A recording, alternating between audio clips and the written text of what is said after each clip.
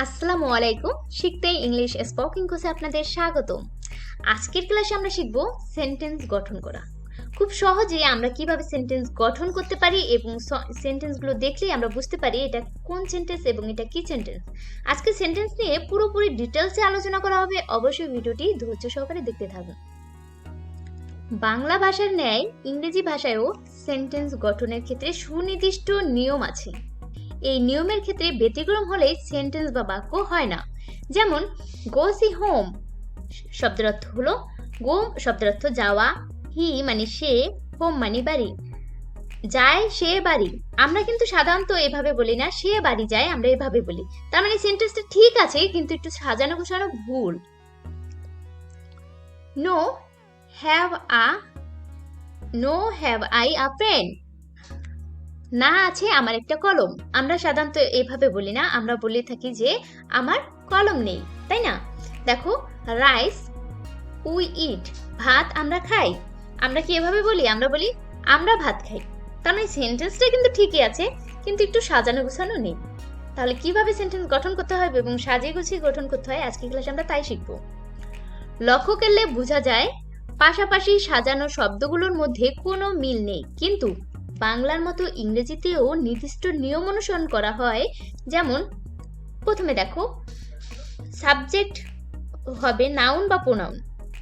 আমরা একটা সেন্টেন্স গঠন করতে হলে প্রথমে নাউন বা প্রোনাউন, এটা সাবজেক্টটা নাউন বা প্রোনাউন যেটাই হয়, প্লাস তারপর আমাদের ভার্ব বসাতে হবে, প্লাস অবজেক্টটাও নাউন বা প্রোনাউন যে কোনো একটা হতে পারে। দ্বিতীয়ত সাবজেক্ট প্লাস ভার্ব, প্রথমে সাবজেক্ট তারপর ভার্বও থাকতে পারে। এবং তৃতীয় নম্বরে আমাদের এরকম অনেক সময় সেন্টেন্স থাকে প্রথমে নাউন বা প্রোনাউন তারপরে ভার্ব তারপরে অ্যাডজেক্টিভ এবং পরে বসে আমাদের অবজেক্ট। আবার এরকমও অনেক সেন্টেন্স থাকে প্রথমে টু বি ভার্ব বসে তারপরে নাউন বা প্রোনাউন তারপরে কিন্তু ভার্ব। এখন আমরা দেখব এগুলো কিভাবে বসে এবং কিভাবে করতে হয়। মোট কথা সেন্টেন্স গঠনের প্রধান সত্য হলো প্রথমে সাবজেক্টটা নাউন বা প্রোনাউন যাই হয় না কেন এবং এরপরে বসাতে হবে ভার্ব, সর্বশেষ বসাতে হবে অবজেক্ট, সেটা নাউন বা প্রোনাউন হতে পারে। এই আলোচনার প্রেক্ষিতে আমরা উপযুক্ত চারটি বাক্য সাজালে পাই। যেমন 1 নম্বরে দেখো হি গোস হোম, সে বাড়ি যায়। এখন কিন্তু সেন্টেন্সটা সাজানো গোছানো, তাই না? সে বাড়ি যায়, আর তখন আমরা দেখেছিলাম গোস হি হোম, তাহলে সেন্টেন্সটা ঠিকই ছিল কিন্তু সাজানো গোছানো ছিল না। এখন সেন্টেন্স দেখো আমরা বলেছি প্রথমে নাউন বা প্রোনাউন তারপরে ভার্ব তারপরে অবজেক্টটাও নাউন বা প্রোনাউন হতে পারে, তাই না? তাহলে আমরা দেখি সাবজেক্টটা এই যে নাউন বা প্রোনাউন হতে পারে। নাউন হলো কোন একটা নাম এবং প্রোনাউন হলো নামের বিপরীতে যা কিছু বসে। তাহলে আমরা প্রথমে কি বসাবো? সাবজেক্ট হি, ভার্ব গোস এবং অবজেক্ট হলো হোম, সে বাড়ি যায়, হি গোস হোম।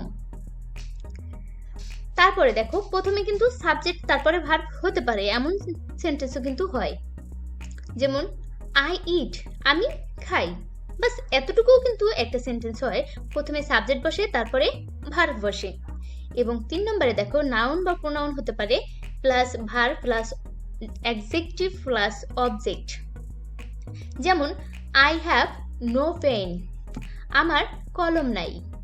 তাহলে আমরা এখানে বুঝলাম আই হলো সাবজেক্টটা নাউন বা প্রোনাউন হতে পারে। যেমন আই আমি, এটা একটা নাউন।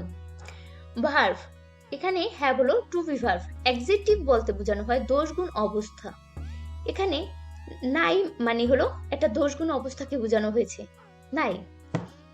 আ পেন হলো অবজেক্টটা যে কোনো কিছুই হতে পারে, বাকি অংশ যা থাকে তাই আমরা কিন্তু বসাতে পারি। তাহলে আমরা কিন্তু সেন্টেন্স যে তৈরি করতে হয় সেটা সিস্টেমটা বুঝে গেলাম। প্রথমে সাবজেক্ট বসাতে হবে, তারপর টু বি ভার্ব থাকলে টু বি ভার্ব বসাতে হবে এবং এরপরে অ্যাডজেক্টিভ যদি থাকে সেটা বসাতে হয়, তারপরে কিন্তু আমরা অবজেক্ট বসাই। আর যদি এরকম না থাকে তাহলে আমরা কিন্তু প্রথমেই সাবজেক্ট তারপর ভার্ব বসাতে পারি চাইলে, তাই না? অনেক সময় হয় যে প্রথমে কিন্তু টু বি ভার্ব দিয়ে শুরু, তারপরে নাউন বা প্রোনাউন এবং এরপরে আসে মূল ভার্বে। দেখো ডু আই গো, আমি কি যাই, এখানে কিন্তু প্রথমে টু বি ভার্ব দিয়ে শুরু হয়েছে। ডু হলো টু বি ভার্ব। যদি টু বি ভার্ব দিয়ে প্রথমে শুরু করা হয় তাহলে সেন্টেন্সটা কিন্তু ইন্টারোগেটিভ হয়ে যায়, যেমন একটা প্রশ্নবোধক চিহ্ন হয়ে যায়। প্রশ্ন করা হয় ডু আই গো, আমি কি যাই, এখানে এটা প্রশ্ন করা হয়ে গেছে। তাহলে ডু হলো to be verb, plus noun বা প্রোনাউন সাবজেক্ট এবং গো হলো মূল ভার্ব। এখন আমরা কিন্তু খুব সহজেই সেন্টেন্স গঠন করা শিখে গেলাম। এখন আমরা দেখব সেন্টেন্সের প্রকারভেদ এবং সেন্টেন্স কিভাবে এবং কত প্রকার হয়ে থাকে। Classifications of sentence. বাক্যের প্রকারভেদ। সাধারণত বাক্য 5 প্রকার। যেমন 1 অ্যাসার্টিভ সেন্টেন্স। অ্যাসার্টিভ সেন্টেন্স মানে বিবৃতিমূলক বাক্য, যেটা বাংলায় বোঝানো হয়। 2 নম্বরে ইন্টারোগেটিভ সেন্টেন্স। ইন্টারোগেটিভ সেন্টেন্স মানে হলো প্রশ্নমূলক বাক্য, যখন আমরা প্রশ্ন করে থাকি। 3 নম্বরে ইম্পারেটিভ সেন্টেন্স, অনুজ্ঞাসূচক বাক্য। অবজেক্টিভ সেন্টেন্স, ইচ্ছা সূচক বাক্য। এবং এক্সক্লেমেটরি সেন্টেন্স, বিষয়ময় সূচক বাক্য। এখন এই সেন্টেন্সগুলোকে আমরা বর্ণনা করে দেখতে পারি। অ্যাসার্টিভ সেন্টেন্স হলো যে সেন্টেন্সে সাধারণত কোনো তথ্য, বিবৃতি বা বর্ণনা প্রদান করা হয় তাকেই অ্যাসার্টিভ সেন্টেন্স বলে।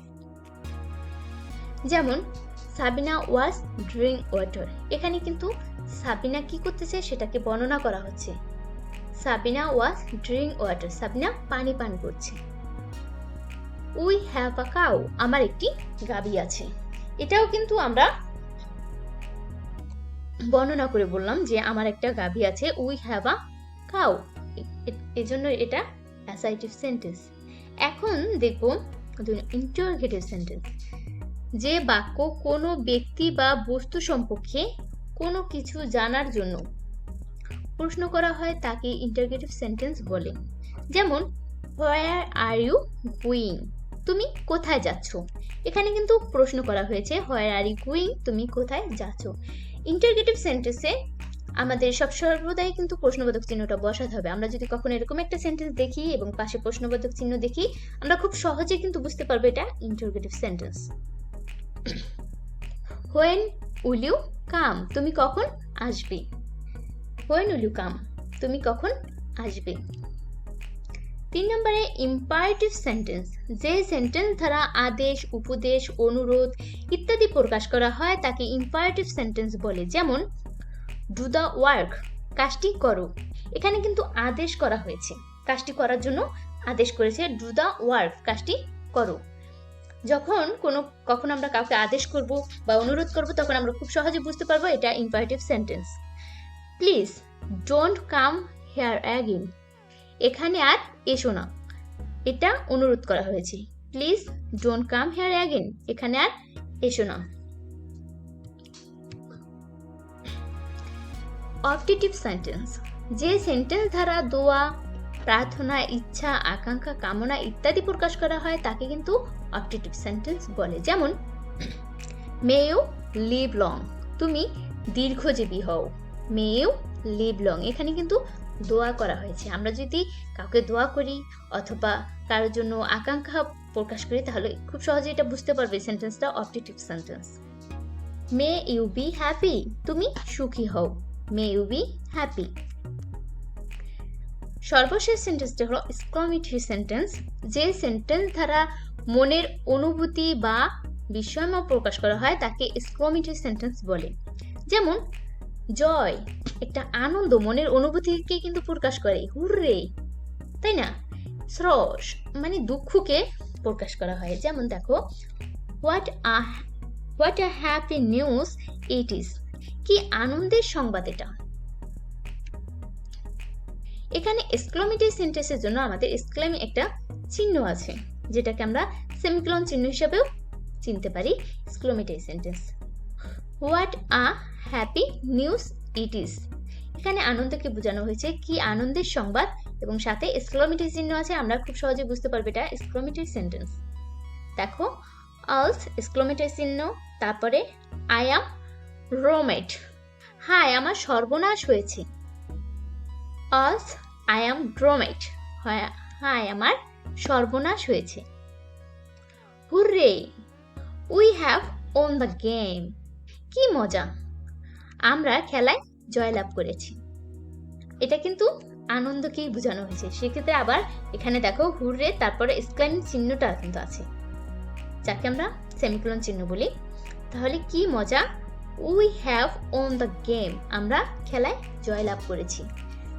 আমরা কিন্তু আজকের ক্লাসটি থেকে সেন্টেন্স কিভাবে গঠন করতে হয় এবং কোন সেন্টেন্সটা আমরা দেখলেই বুঝতে পারবো এটা কি সেন্টেন্স এবং কিভাবে সেন্টেন্সগুলো করতে হয় খুব সহজেই আপনারা কিন্তু জেনে যাবেন। আমরা কিন্তু আগে এই সেন্টেন্সগুলো অনেকবারই দেখেছি, কিন্তু আমরা জানা সত্ত্বেও কিন্তু আমরা বলতে পারিনি যে এটা কোন সেন্টেন্স আসলে। আজকের ক্লাসটি যদি ভালো লেগে থাকে অবশ্যই আমার চ্যানেলটিকে সাবস্ক্রাইব করে দেবেন এবং পাশে থাকা বেল আইকনটিকে বাজিয়ে দেবেন।